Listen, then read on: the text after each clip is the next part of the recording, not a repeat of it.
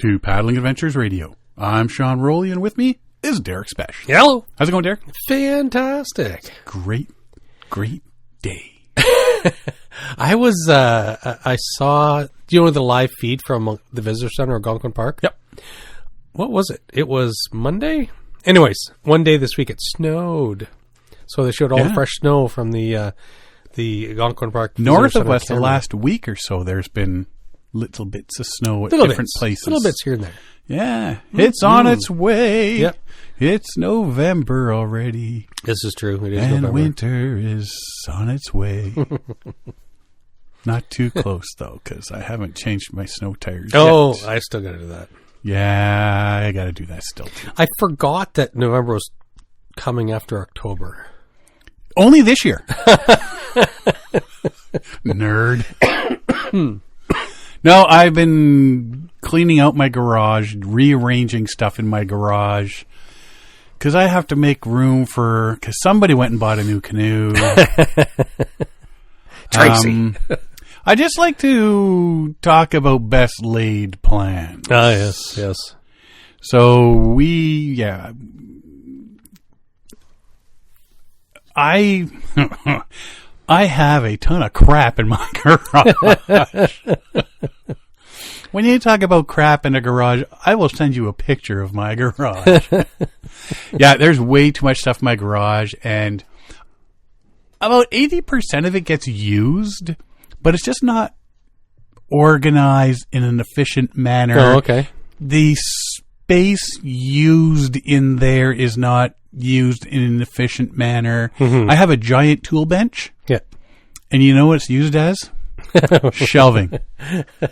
So what I have done is, in my mind, I looked in my garage and I said, if I were to get rid of this, get rid of that, take the tool bench or the workbench out of there and put in some shelves. Mm-hmm. And then I can organize stuff vertically as opposed to horizontally. Exactly. Yeah. And it gives me some extra room at the end.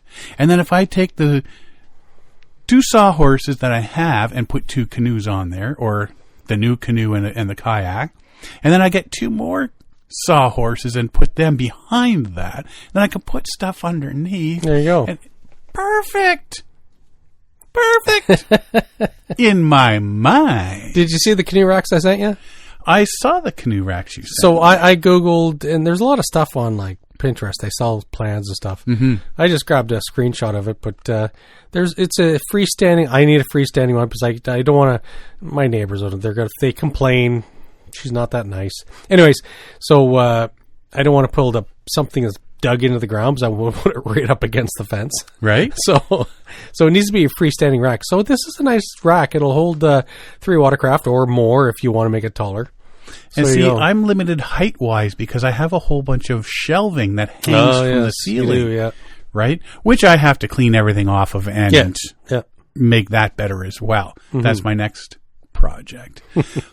But that holds 3 canoes, the one you sent me, but I don't think that would fit. I think the most I could do would be too tall. Yeah.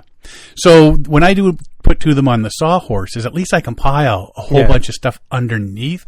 Like my wood stove can go under there, the spare tires can go under there, and because that way that space gets used, right, sort of thing. So, but the way I have it now, my Osprey and my Swift Prospector will sit on one set of sawhorses. Mm-hmm. My new Novacraft Prospector will sit on, but my kayak or any of my other canoes won't sit next to that properly. Oh, okay. So it looks like I'm either going to have to hang the kayak from the ceiling or mount it on the wall. And I think I'm probably going to go with the wall mount route. Can't leave it outside? I never leave any of my boats outside. No. Mine are going to be outside. I'm going to build a shelter roof over top of it to keep the UV and rain and sleet and hail off them. But yeah, they're going to be outside in the backyard. See, I've thought about doing that. Maybe putting something at the side so I could put 2 canoes and then next to it put 2 or end to end sort of deal. Yeah. So you have, it'll take up the whole. See, our garage is 2-car garage lengthwise. Yeah, 2 cars deep. So if I put against the garage side wall, I put a rack for 2 canoes, and then at the end of that, I put 2 canoes. Then I build a long roof to cover both those racks, and maybe then walls or something, or doors, so that I can open the doors, 2 doors, and I see 2 canoes. Then I walk 10 feet to the left, I open 2 more doors, and I see 2 canoes. Yeah. But that sounds like too much work. Elaborate. It is very elaborate. And then if we move, then I've got to take it. So I think I'm just going to stick with the sawhorses and hang a kayak from the wall. Well, see, when I saw that, I was thinking when I found the plans for what I sent you, they're freestanding, they're movable, they're mobile, they're just they're racks that you can stack a bunch of canoes on them. And I'm going to put a sheltered roof over it, something basic to keep the UV light off them, and so it'll be ultralight. So yeah, that's what I'm thinking is like I can just move this around the yard if I need to. Yeah, because right now I have two of my canoes on a set of sawhorses, and then I have 3 sets of winter tires. Oh yeah, all the same height. Yeah. So my kayak sits across all 3 tires. Perfect. Have you given away your tires to the storage guy yet? So I had a set of snow tires for Tracy's old Escape, and I said, you know what? There's a young guy over at the storage unit, and we talked about this on last week's show. That has the same vehicle. So I'm just going to load these up and give them to him. You know, get some karma points sort of deal. Yeah. So I waltzed in there and said, buddy, let's go look at your vehicle. It's got different size tires. Oh, no. Yep. They don't fit. That's too bad. You tried. You know what? I tried. You know, when I was young like that, you're thinking, wouldn't it be great if somebody just gave you winter tires? You something, I know, right? Or a new vehicle. Yeah. So I'm thinking, I'm just going to give this kid these tires. Tires, the rubber itself is the wrong size, or the rims won't fit? Well, both, but yeah, the tires are the wrong size. So they're the ones we had on Tracy's, I think, are a bit bigger. Oh, okay. Yeah. Ours were a bit bigger, so. Yeah, well, what are you going to do? It's too bad. Yeah, unfortunately. So, now I got to put them up on Facebook Marketplace or something. And get rid of them because, that's room I need in my garage for my boats. Everybody's got to go. Yeah, and I had a whole bunch of stuff out on my driveway, and I was waiting for somebody to stop by and think it was a garage sale. Because, that's what it looked like. Yeah. 4 boats out on the lawn there, and a whole bunch of camping stuff out there, and big tool bench out there.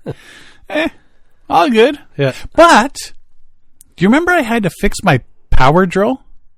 Oh, my drill there back in the summer because the trigger only worked when it leaned to the left or the right or something. And I fixed it.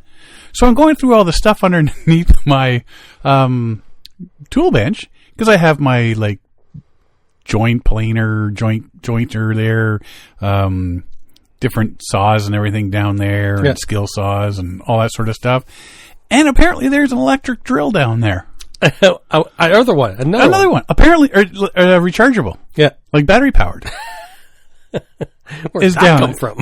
I can't. Apparently, I bought it at some point, just in case my other one gave up the ghost. Apparently, I bought a drill. Did you charge the batteries? Yeah, it's right beside you. The battery, yeah. But my Dremel tool, the battery's dead. Oh, so it won't charge anymore. Sat too long. Yeah, maybe. I don't know. So it's been quite the. So we got shelving units in there now. We got stuff all over those, and it's coming together. But that's my project right now, is finding space. And the only problem is, if I buy a 5th boat, I'm building outside. Yeah. There is absolutely no room for me to put. Well, another. You could build a lean-to shelter on the side of your garage. Keep the sun off everything. Keep it. I don't like from keeping the public. My boats They're outside. basically outside. But we've had people in our scoot into our backyard. Oh yeah. Yep. Really? Yep. I've got a thing of firewood there that we take winter camping. Yeah. And one day I came out in the morning. Yeah. Our side gate was open and somebody had been into our wood. Wow. Mm-hmm. Huh. So, yeah, I don't trust anything outside. Wow. Yeah. I just don't. Not to my boats. They took wood. Yeah, firewood. Why would they take firewood? They didn't have any. Has no value. You can get some in the woods. They don't have an axe. Huh. Or a saw. That's strange. Yeah. But, yeah, anyway. That's been my weekend. That was my last weekend. We're just cleaning up all that. The amount of stuff I'm throwing out, too. Oh, yeah? And I'm that old guy that has 17. Oh, you got 17,000 of these screws and 4 of those. Well, keep the 4 because you never know when you might need those 4 screws. And when you throw them away, it's like, oh, those screws I That's what that just was for. Last weekend. I could have used those. Yeah, I got a whole bunch of that sort of stuff. I'm not even going to look at it. I'm just going to turf it. Yeah. So, other than that, that's best laid plans. Look, it just seems so good in my head that, and it's just not working out that way. But yeah, I don't want to build something outside because if I do, then I've got to get into making sure it's all covered and locked. Yeah, that's true. I never thought of that. Yeah. We've been pretty lucky so far. We haven't had any issues. I wouldn't, as far as I know, that's the only time anybody's ever been back there. So, but I don't want to bet my money on it either. Mm-hmm. Yeah. So there's been, there's been our neighborhood apparently on one of the Facebook groups saying, watch out because people have been going through vehicles, make sure your door's locked. Yeah, that's one thing you always have to watch. You always have to keep cars locked. Yeah. Yeah, because they're going to get in there and take my Tim Hortons card. Yeah. Points card. And then get all my free coffees. I worked hard to get. I worked hard to get those coffees for free. Somebody stole it before I could use them. Yeah. Dagnabbit. So I'm doing some Googling this week, as one does. Did you hear about the British slalom canoer that's been suspended? I did. I read about him like a year ago or something. Was it a year ago? It was quite a while ago. I heard him on a long time ago. He's been in the news. Well, yeah, I guess that probably would have been back in March you heard about it. So it was right after the London Olympics. When was that? When was it? Well, I don't know, but this has been since March. I know, but I've heard about him before. Yeah. Well, apparently, the breaches of the Athlete Code of Conduct and Performance Athlete Agreement amounted to gross misconduct invoking the following clauses under 8.6 of the Athlete Disciplinary Policy. Deliberate actions or omissions to bring Paddle UK's name into serious disrepute. Indecent, offensive, or immoral behavior. Offensive use of social media. Who found it offensive? That's the decision of the Paddling UK governing body in the case of slalom canoer Kurtz Adams Rosenthal's 23, who has turned to the explicit video OnlyFans site to earn money for training, but then showed too much on a mainstream social site. It's tough for athletes to make money to compete. It's tough. I'm going to be a full-on 100,000% fence sitter on this one. Because I can see both sides where both are. Oh, absolutely, right? Absolutely. As per the Paddling UK disciplinary notice posted Friday, October 31st, Paddle UK can confirm that in line with our athlete disciplinary policy, a canoe slalom athlete has been deselected from the world-class program and issued with a 2-year suspension, which is backdated to the time of the offense. Decision was issued by a disciplinary panel following the independent investigation led by Sport Integrity and Disciplinary Hearing, where the athlete presented his case. The disciplinary panel found that the athlete admitted posting an explicit video on their public Instagram profile, which was subsequently removed given its explicit nature. I didn't think you could post stuff like that on Instagram. Well, you haven't seen my Instagram. I don't want to see your Instagram. The athlete had intentionally misinformed the press that his suspension was related to his OnlyFans social media account. Rosenthal's won the European Under-23 Championship bronze in the men's C1 class in 2024 and a World's Under-23 C1 silver in 2023. Complained publicly in May about the modest funding allocated to him and that he had to turn to the adult content allowed OnlyFans site to make money. He said he thought the sanction was extreme, but also said that while he had realized £100,000 from the video from January-May 2025, he received only $16,000 as an annual stipend from Paddling UK.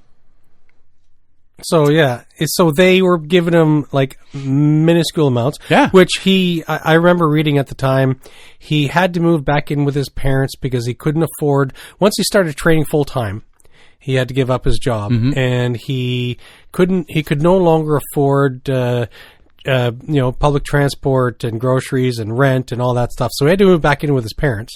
And, because of that, because they only give him a minor amount. Yeah. You only get so much, right? And it's the same in Canada. In the U.S., if you're a high enough athlete, you get advertising money and stuff like that. But see, as you're saying this and saying those things, are you sure it was him? Because this sounds like somebody. He's not the first. No, he's not the first. He's not the first. But I do remember reading about this guy, and he had to move back in with his parents or his mother. His mom. Just his mom. Yeah, and like I say, there's been other people that have been taken to task over posting stuff, and sure, it's like, well, give me some money so I can continue doing my sport, or let me do it. Yeah. He continues.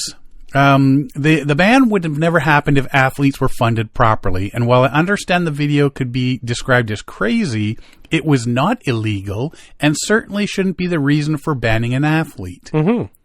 He continued, looking back now, I probably wouldn't post something like that, but I remember the state of mind I was in when I did film it and post it.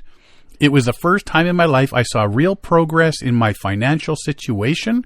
It was the first time I was able to fund the training myself.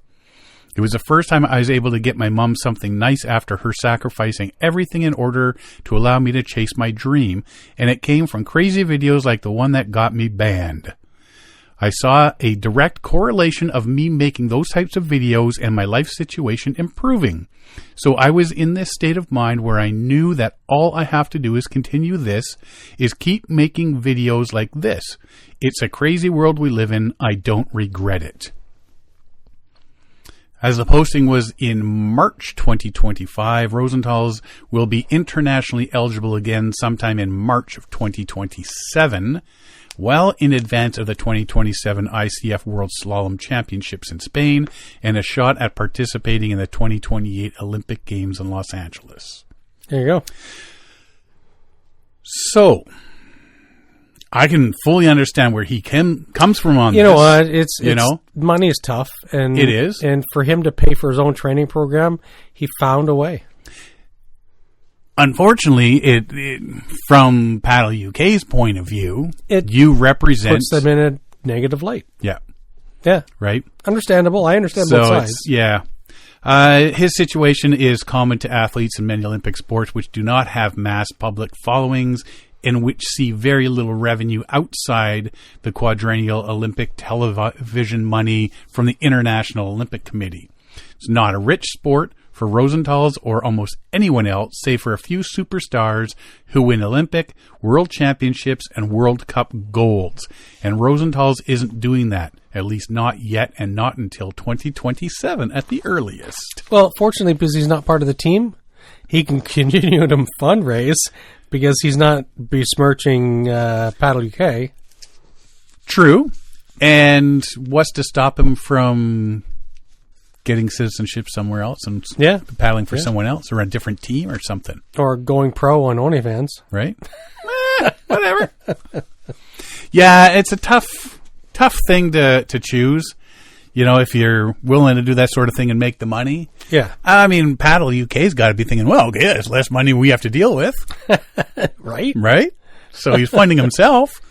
for, that's nice. But yeah, there's just that negative connotation that in these days and times, there's so much of it out there. There is. I'm thinking in 10 years, this won't be an issue.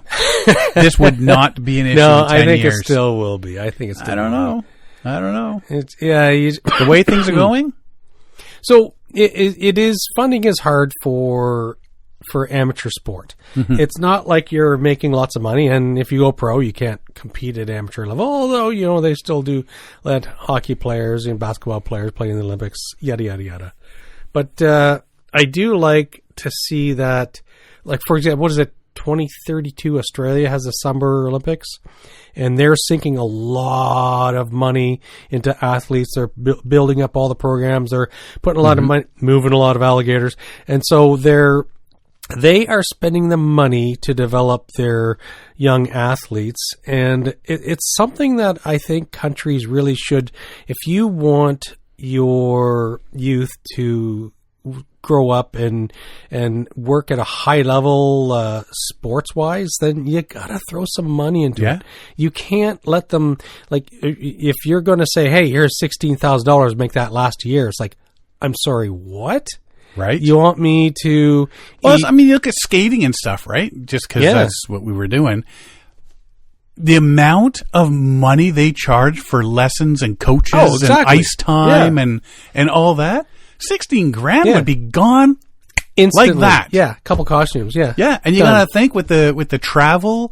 the equipment for the slalom and that sort of stuff, booking. Unless your parents are independently wealthy, it's really tough to break into something like amateur sport. Yeah. Because the money's not there. Especially things more extreme too. And as they say, like, not a ton of people watching those sports, right? Yeah. I mean, you get the core people that are into it, but then it's not something like, hey, we're going over to the bar on Tuesday night because the canoe slalom's on. That just doesn't happen. Yeah.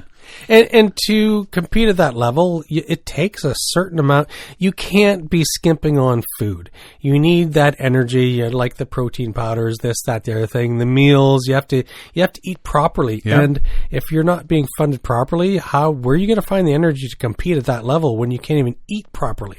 Well, I mean, it comes down to the smallest things like that. Even at a competition, making sure you're getting a good rest the night before, sort of deal. Yeah. And if you're sleeping in the back of your car, exactly. Yeah. How come you didn't do well today? Well, I was sleeping in the car. Yeah, I didn't get a good sleep. The gear shift was up in my left side, and it was bothering me during the race. So it's a tough situation. I can sort of see the UK paddling their perspective because they don't want to be seen in a bad light, and it's bad for advertising money and so on. Like advertisers are going to go, ooh, he's on the team. Well, we're not going to put our money there, like Ford or Chrysler or big dollar advertisers are going to go, no, I'm not funding the UK paddling team because of that OnlyFans guy. So then suddenly you have money running away from the team. So it's I can see where their perspective is coming from. I would be interested in finding out how much did people really give a rat's ass until they decide to make it an issue. And it probably a lot of people, I think the majority of people would never have known until who he was. Or that he was even, exactly, because nobody would even know. And so just a viral thing. It's like some people saw it, some people didn't. But still, I don't know. I can completely understand Paddle UK's perspective, but I can also understand his perspective. Yeah. He's like, he needs money to train. He has to live. He has to eat. He needs a place to sleep. Training is not a cheap thing. Nope. And life happens, right? So. And then what if he gets into the Olympics? Yeah. How much extra money is that? Yeah. Which, it's a tough situation. And like I said, I can see both sides, but it's a tough spot to be in. I wonder how much money I could make on. You'd have to go to OnlyFeet. OnlyFeet. So what? Check these feet out. The uglier the feet, the more you can make. See? There you go. Only hands. Oh, well, hopefully they get this settled out and he can get back in there at some point. Yeah, exactly. But yeah, as you say, if he's banned, make a ton of cash now, buddy. Make the money now. Because then in 2027, when that ban ends, Yeah. you don't need their money. Just go paddling. Yeah. And, you know, if he's competing at that level, he's probably very fit. So, Yeah. obviously, there's that attraction there. Yeah. You can tell that we have not actually seen the OnlyFans video. I haven't seen it, no. No, I don't want to see it. I'm good with that. It's probably in your porn list. Nope. Oh, no. Yeah, it's like I say, at the end of the day, you got to do what you got to do. Yes, Right? absolutely. Werner paddles. Oh. This came out. Dun, Yep. dun, dun. Werner Stealth and Covert Kayak Paddle sold in Canada have been recalled over a drowning risk. Now, this is Canada. They say later, so Yeah. Canada, US. Yeah. That one took me by a bit of a what? Well, yeah, I know. So, how's The a paddle a drowning risk? Okay, so something happened with your canoe or your paddle board or your kayak. Yeah. Big hole develops. Yeah. You go down. Okay, I can see that's probably a drowning risk. Certain Werner kayak paddles sold in Canada have been recalled as they can break during use, which poses a drowning risk. I guess if you're doing a brace, you snap the paddle, or if you're in whitewater, you snap the paddle. I don't know why you'd be using a carbon paddle in whitewater, but I guess if you're competing at a very high level, but still, it's like, wait. I don't know. Immediately stop using the recalled products and contact Werner Paddles for a full refund, Health Canada advises in a recall notice published on October 30th. Company hasn't received any reports of incidents or injuries in Canada as of October 20th. However, 80 reports of paddles breaking during use have been filed in the U.S., but no reports of injuries. So they're breaking, and I think legally this puts them in a safe spot because they're saying this is a recall now. It's an official recall. Yeah. So it kind of covers their bases. Yeah. The recalled paddles made from black carbon fiber were sold in the U.S. and Canada between February 2024 and September 2025. Both the Stealth and Covert kayak paddle models are impacted. If you go to the website, wernerpaddles.com, there's more information there. They have a message there about the recall saying important safety message, immediate action required. Dear valued Werner customer, for over 60 years, Werner Paddles have been dedicated to building the highest performing, longest lasting paddles on the market. We rigorously test all our products before they are sold and hold every Werner paddle in the highest standards. We have recently found a quality issue with our Stealth and Covert models. Werner Paddle has determined that the recalled kayak paddles can break during use, posing a drowning hazard. We are prepared to provide you with a credit on our website via a gift card for a new paddle or a refund in the form of a check. Such paddles that you have in your possession will need to be destroyed, and we will require photo evidence of each paddle being destroyed. I'm going to smack it over Derek's head.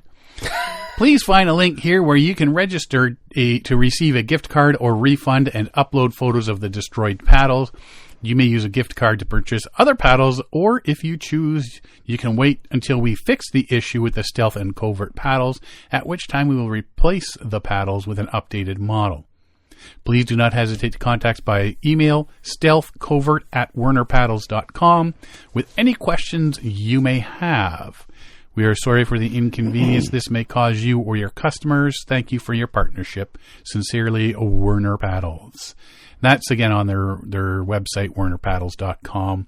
So if you have one of those Stealth or Covert kayak paddles, they're nice-looking paddles. you may not want to use it. They're nice-looking paddles. Yeah, I think it's you got to be thinking, if you're kayaking and you're using it to brace or something like that, and then it just snaps, and it may flip over, smack your head or something. Or you're stranded in the middle of a lake somewhere, or who knows what, right? Yeah.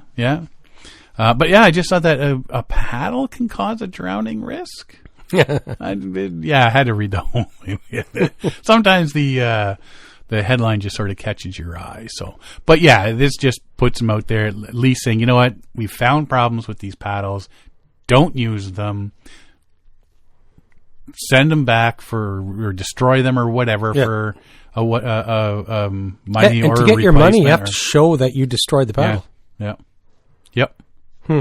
Makes sense. Yeah. Right. You got to start giving away money. Show me that you wrecked your paddle, and I will send you some money. Because everybody was going to go, I get my money back for and got a free paddle out of the deal. Yeah. Because, there's people like that out there. So, Warner Stealth Covert kayak paddles. Don't use them. You might drown. So, as the Northern Hemisphere migrates into winter, the Southern Hemisphere migrates out of winter. Exactly. Into the summer spring season. In Australia. It is spring in the Southern Hemisphere going into summer. And there is no reason we shouldn't talk about the start of their paddling season. The start of their paddling season down under. Water Safety New Zealand, WSNZ, is asking people to play their part to prevent more tragedies following 54 drownings this year. Apparently they don't know how to swim there. That's a lot. It is a lot. That's a big number. That's a lot. I'm making fun, but it's a big number. WSNZ Acting Chief Executive Gavin Walker said, well, that was 6 fewer than this time last year. It's still too many. 54 was still too many. So, they had 60 last year? Good Lord. Heading into summer months, when people spend more time in and around the water, he said it was important to make good decisions. We remind Kiwis to do some pretty simple things. And this message doesn't just go to the Kiwis. This goes to everybody. If you're out in your boat, wear a life jacket. And the same if you're fishing from land. Don't assume that you're not going to end up in the water. Put on a life jacket or buy yourself some time for rescue and recovery if something goes wrong. On average, 43% of drownings occur during the summer season. November is Water Safety Month this year. The theme was, we all play a part. If we all play our part, we are confident we can have an amazing summer on the water and avoid the tragedy of drowning, Walker says. 2024, 74 people drowned. Whoa, that's a lot. Right? Of the victims, 88% were adults. 20% of drownings occurred in known high-risk locations. 90% of craft-related drownings last year, the person was not wearing a life jacket. 90%. 90%. So not wearing life jackets. Walker reminded people to follow the 5 ways to survive if they're heading out on the water. Know how to float. Know when something goes wrong. Floating is one of the key things that buys you time. Be careful about places you go into the water. If the conditions aren't right, if in doubt, stay out of the water. Don't go into the water alone and take care of those around you. Something goes wrong, call for help. Call 111 and let people around you know what's going on so they have a chance to help you. Yeah, it's tragic that it's tragic when people drown, but it's so easy to defend against it if you pre-prepare. The key thing is wear a life jacket. Yeah. Wear a PFD. I almost said PDF. Anyways, so all the time. So if you prepare yourself and you think ahead and think, you know what, the water's a little chilly today, or you know what, I'm not just standing on the edge of the water, I'm going up for a paddle. It's like, I don't know. For me, I'm always wearing a life jacket. Yeah. I just always It's weird not wearing one. Yeah. I was out with our buddy John there a few weekends ago. Mm-hmm. And we were out, we stopped on an island, jumped back into the boat, and I was, getting Athena settled and stuff like that. We're about 20 feet off shore, and picked up my paddle, started paddling out. Something felt weird. I looked down, oh, my life jacket was on, but it wasn't done up. Yeah. It's just like, all of a sudden, something's feeling weird. Yeah. Because you get used to it. Just like seatbelts. Yeah. I remember having a conversation with my parents. It's like, for me, when I get in the car, I don't even think about it. I just Automatically it's goes on. reflexive. Yep. And for my parents, I remember when the laws came out when I was first a kid. My parents never remembered to put on seatbelts, and it was just not a thing, right? Unless you just get a couple tickets, it's like okay, well, it's a thing. Starting to become a thing. But yeah, it's. I think life jackets. It's one of those things. It's so easy to help yourself. Like I always wear it. I'm going to say especially, but I always wear a life jacket. But in my mind, I'm like, you know what? If I overturn and I've got the kids in the canoe with me, I'm already saved. I'm wearing my life jacket. So I can focus on them instead of focusing on myself. Right. So I can put all the focus on them. Hey, are you guys okay? Whatever. Nobody got whacked when the canoe tipped over, yada, yada, yada. So it's one of those things. It's like I remember this commercial maybe in the 90s where it shows the dad and the two kids in the rowboat, and then it shows the kids sitting there alone in the rowboat. That was they brought those commercials back. They did come back, but originally it was from the 90s or 80s. But yeah, so it's like the two kids looking around going, oh, and there's dad floating in the water. Right. So I don't know. It's like if you take care of yourself, then it gives you the opportunity to start taking care of your kids or others around you. Well, and that's what they say, right? If something goes wrong, you can call for help and let the people around you know what's going on. And, you need the... Yeah. But 90%. I know, it's a lot, eh? It's a big number. 90% not wearing life jackets. And it's like, it's just a huge thing. Like if you were to go over in some rapids or flip on a lake because you're messing around and the gunnel comes, whacks in your head, knocks you out. It's like, it's a life jacket going to prevent it. Like you still might get hit on the head with a gunnel, but at least you're going to be floating. Right. So. Yeah. And floating's the big thing. That buys you time, right? Yes. Learn to float. Yep. Face up. Yes. They didn't actually, they did not stipulate did that. Not stipulate face up or face down. Well, technically, it's floating. Yes, float face up. Let's be specific here. Shouldn't have to say that. But in these days and times, I am not risking it. Well, they told me to float. And modern life jackets are very comfortable. Yeah. Oh, yeah. Like the one I have right now, it's super comfortable to wear. I got to change mine maybe next year or the year after. Mine's starting to get, the UV starting to affect it. It's starting to get a little faded. And it's still robust. I have no rips or tears or anything. But it's starting to fade from all the sun.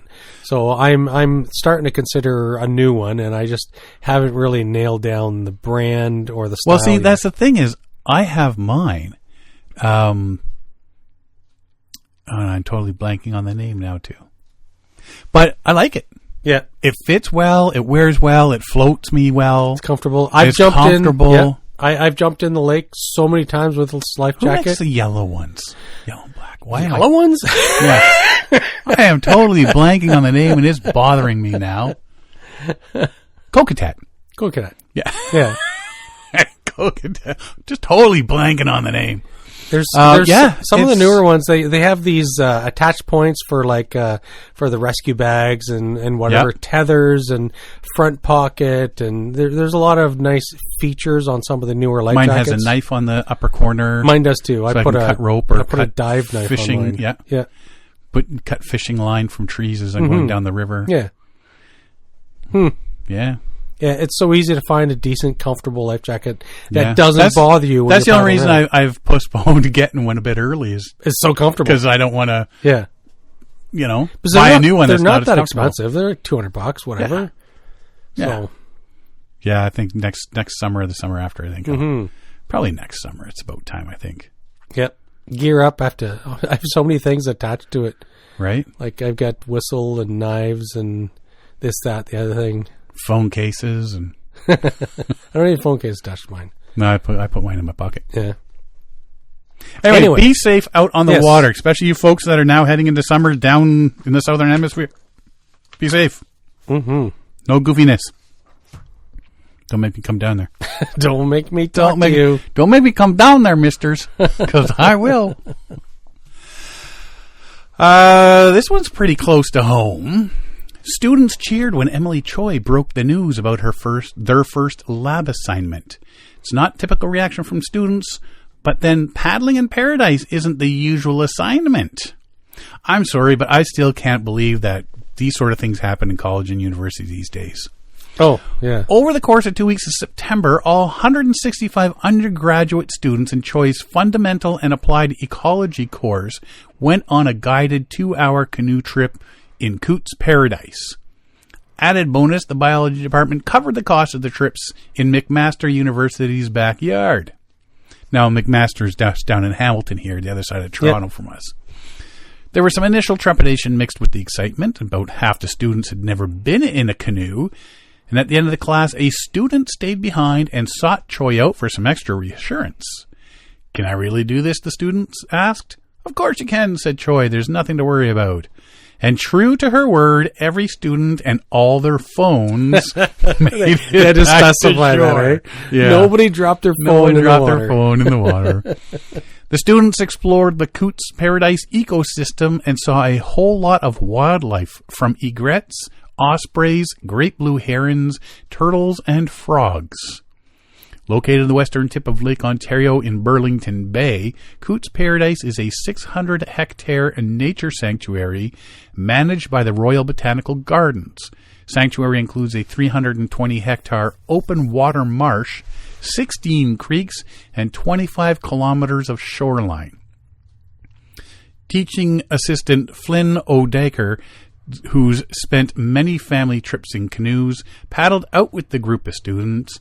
She says it was more than just a lesson in ecology. For many, the field trip was a confidence builder. Students who had never canoed before were feeling a little uncomfortable at the start, but they quickly figured it out, and now they're better prepared to face whatever challenges might come their way in their other courses. Who gets to go canoeing? I know. As in part of their university class. as part of their class? Yeah, that's awesome. Right? Like, we never got to do anything like that. Field trip happened for the students thanks to the conversation with Wayne Terry Berry, a coordinator of outdoor recreation and natural lands with Nature at McMaster, who serves as the president's advisory committee on natural lands. When Choi, who had inherited the course, mentioned wanting to add more experiential learning opportunities, Terry Berry offered up the Nature at McMaster team and their fleet of canoes. They got a fleet of canoes. A fleet. Students had a blast paddling and exploring Coots Paradise, Choi says. I've received so much great feedback from the students on how much they appreciated being outside and doing hands-on learning. I really hope the importance of experiential learning and the use of the wonderful outdoor spaces we have at McMaster spread to other classes across campus. Calculus. We're going to go out and do calculus in the marsh today. Physics. How fast does that frog go? So you're pushing the example, but it is what's interesting is, and I think what is interesting about this event is that, you know, people may not know what their limits are, what opportunities are out there, what they can maybe potentially consider doing as a career or in their life. And so this is just one of those doors that slightly got cracked open. They're going, right? And so an opportunity like that comes along and it just cracks open another one of those opportunity doors that you never thought about. Well, you know what? Like, a lot of them, they go out there, we're going to go do a bird count. So they go to the shoreline and they sit there 1, 2, 3, 4, 5, 6, 7, 8, 9, 10. You're not immersed. That sort of stuff. Yeah. You're sitting on the shore in a spot. Maybe you move down the shoreline a little bit. But getting into a boat is something totally different, because you can get out into the marshes and you're not stuck in one spot. We used to say that about fishing. Like, okay, I like to fish from the shore every so often, but nothing beats getting out in a boat, because you can get to more spots and different fish, and you know where the fish are, because there's nothing like sitting on the shore and seeing that little raft of lily pads over there that your lure just can't cast out far enough. So to be in the canoe to do that. So yeah, getting out in the boat and being able to go around the marsh and see all these different animals and again, it's fundamental and applied ecology course. Yeah, it makes sense. It ties in. It really makes sense. She's, like I say, she's received so much great feedback from the students and hopefully it'll go to other courses. So Choi had similar, although slightly more extreme outdoor learning experiences herself while earning an undergraduate degree in biology and outdoor and experiential education at Queen's University. And so that's sort of where she gets the ideas from. Choi's classes already returned to Coots Paradise, although they stayed on dry land while conducting bird counts. Coots Paradise is officially designated as a nationally important bird area. Major migratory patterns there. So if you know where the Burlington Skyway is, yes. It's just west of that. Yeah.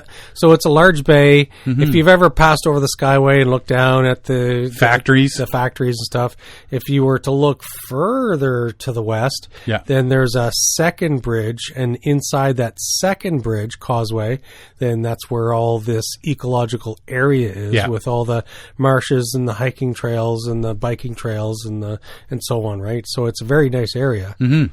I've been through there a couple times, but it's really you don't really think when you're in Hamilton, you don't think of outdoors recreation because it is kind of Steel Town. It's Steel Town, yeah. Anyways, it's there, and there's a lot of stuff to see there. So, and it's a significant migratory route. Most of southern Ontario is known as a migratory route from pretty much all the way east to west on the lakes, and so it's a nice area to be in. Yeah. Students have also checked out the plants and amphibians in the 5 vernal ponds that Nature at McMaster built along the edge of the West Campus, and earlier this fall, students joined Nature at McMaster in the McMaster Forest for a community BioBlitz. They were identifying as many plants, animals, and fungi as possible. For their final project, Choi plans to have the students create mock grants to support on-campus wildlife conservation and environmental restoration projects. Top projects will be forwarded to Nature at McMaster and considered for actual funding proposals. Cool. Seeing their projects come to life and make a difference would be yet one more amazing learning opportunity and reason to cheer, says Choi. I'm confident they'll be up to the challenge and have so many great ideas. So yeah, getting out there and learning about this is what they're there for. So the canoe's just another tool in the toolbox. It is. And so labs and classes can be so dry and boring and so on. And so it's an opportunity to get people out and experience what's out there. So this is an ecology course. It really makes sense to get them out there. Right? You would think. We got one more thing here, I think. Christmas is coming. Speaking of winter, which you were. I was. You were speaking of winter. Snow was here. Snow was coming. So there's a few things I was looking at. They popped up and saying, things to buy for Christmas.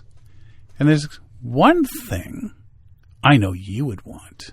Oh, what's that? The Packed Outdoors Pack Out Kit. It's 12-pack. The Packed, P-A-C-T, Pack Out Kit is a great stocking stuffer for the backcountry pooper in your life. Ah. Tracy has the one girl I think I've said before at work.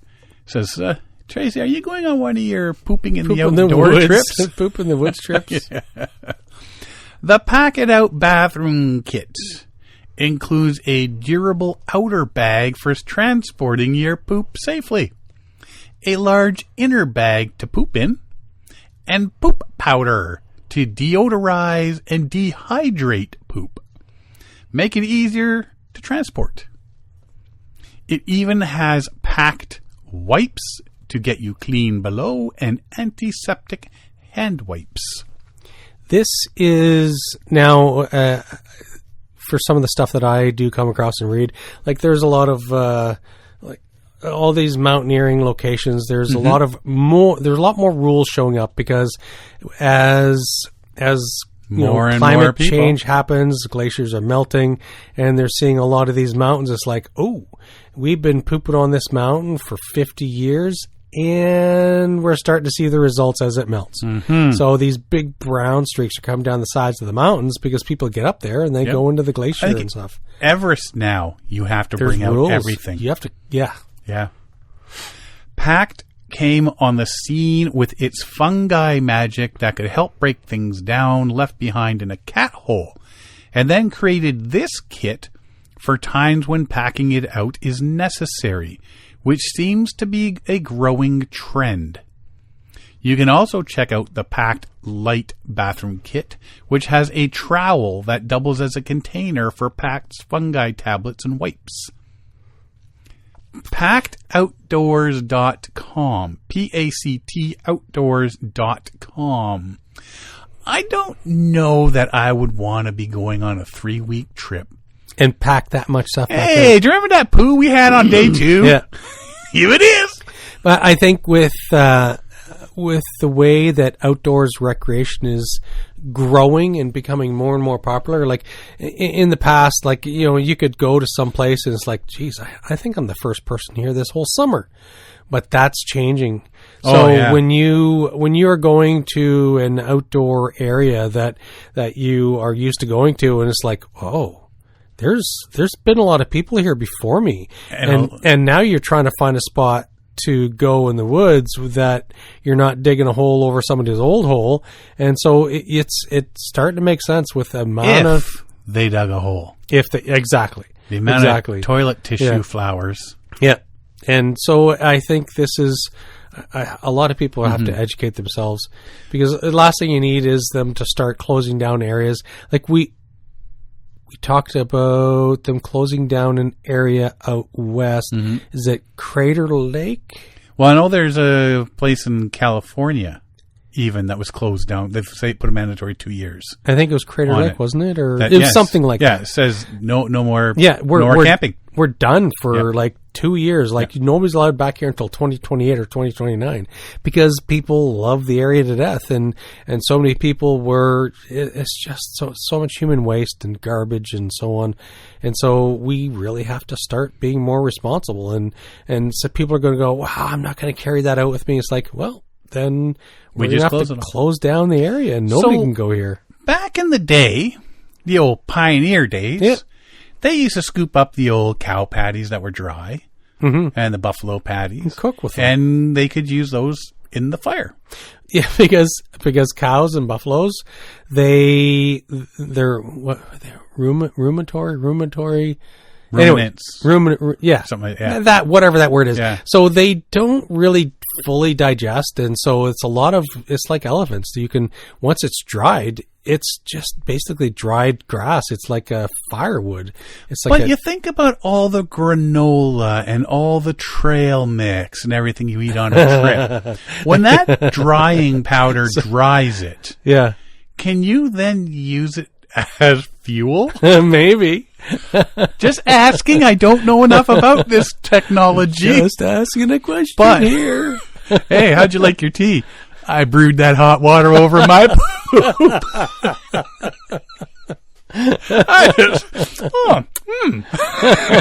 That little je ne sais quoi.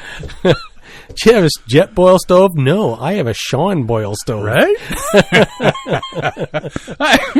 Just asking. It's not a line of research. Going to compress and extrude these into pellets. Will my poop burn if I dry it? I have poo pellets for fire. Right? Yeah. When you go to the Arctic, what do you use for firewood? Let me tell you a story. Let me tell you. Anyway, PactOutdoors.com. Check it out for yourself. I'm going to have one of those, and I'm going to get one of them crotch pockets. Did I sent you the video of the crotch pocket, the woman tested out the crotch pocket. Yeah. It was awesome. She said she would... She said it didn't seem to help. Yeah. She would just as soon put it in an Nalgene and let it rehydrate naturally. Yep. The second one, Curious Creatures Hungry Horse Jacket. The shacket is an important piece of any camper's outdoor apparel. Not quite a jacket, not quite a shirt. Heavy layer exists somewhere between, and you'll be shocked at how often you reach for it.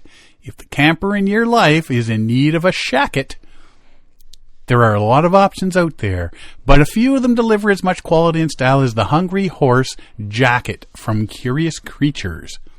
Curious Creatures, a Bozeman, Montana-based MTB outfit, released the new piece of it, part of its fall 2025 line.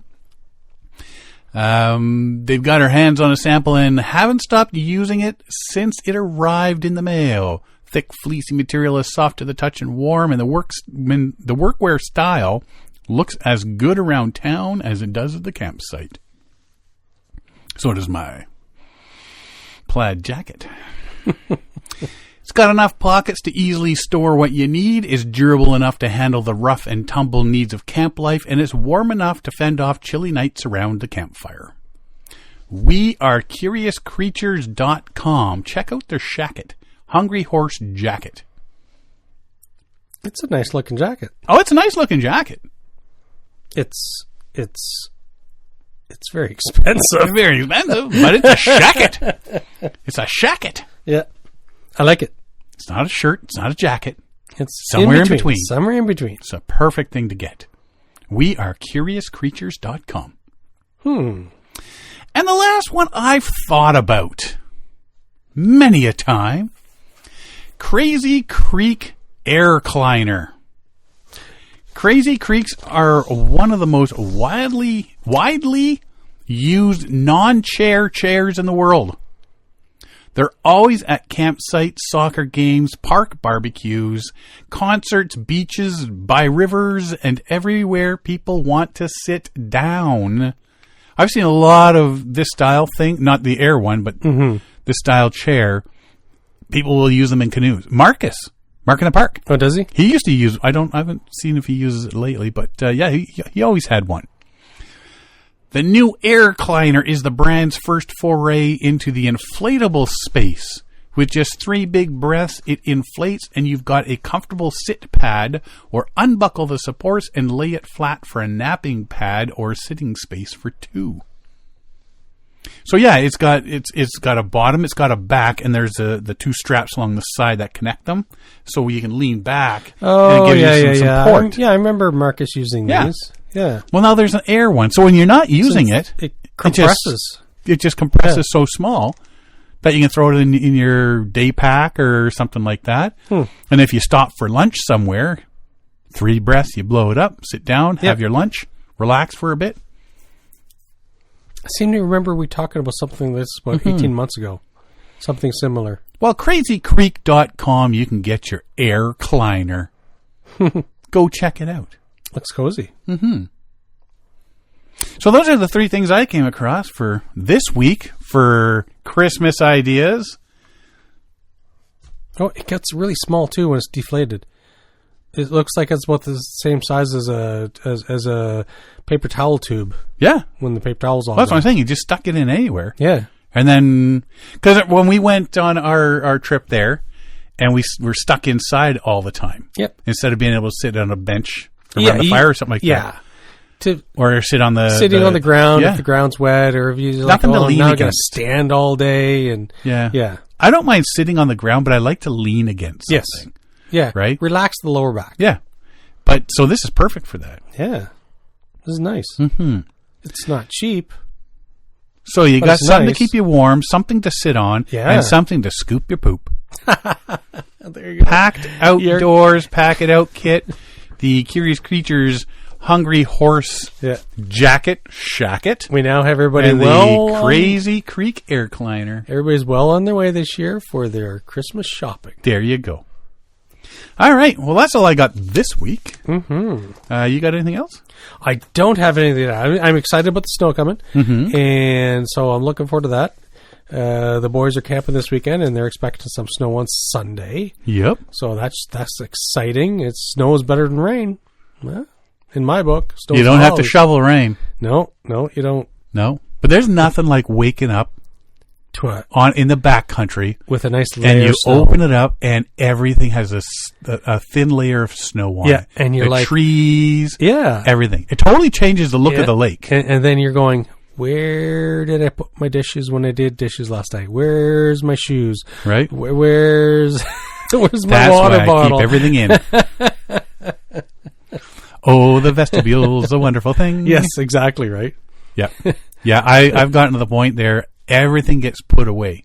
Yeah. Because if I got to vacate in the middle of the night, like somebody that hasn't paid rent and the cops are coming, I'm good to go. I'm out of here. I'm outie. Yeah. Exciting. Yeah. Be fun. Mm-hmm. Alrighty. Well, if you want to find out more about us, you can find us at paddlingadventuresradio.com. We're on Facebook, Instagram, and YouTube. And you can download or stream all our episodes on iTunes, Apple Podcasts, Spotify, Podbean, iHeartRadio, Amazon Music, Player FM, and all your favorite podcast downloading sites. Just Google Paddling Adventures Radio and you'll find us. Or you can just go to the episode page at paddlingadventuresradio.com and you can stream or download all our episodes there. If you enjoy the podcast, please share it with your friends, family, and fellow paddlers. I want to thank everybody for listening this week. I'm Sean Rowley. And I'm Derek Specht. We'll see you next time.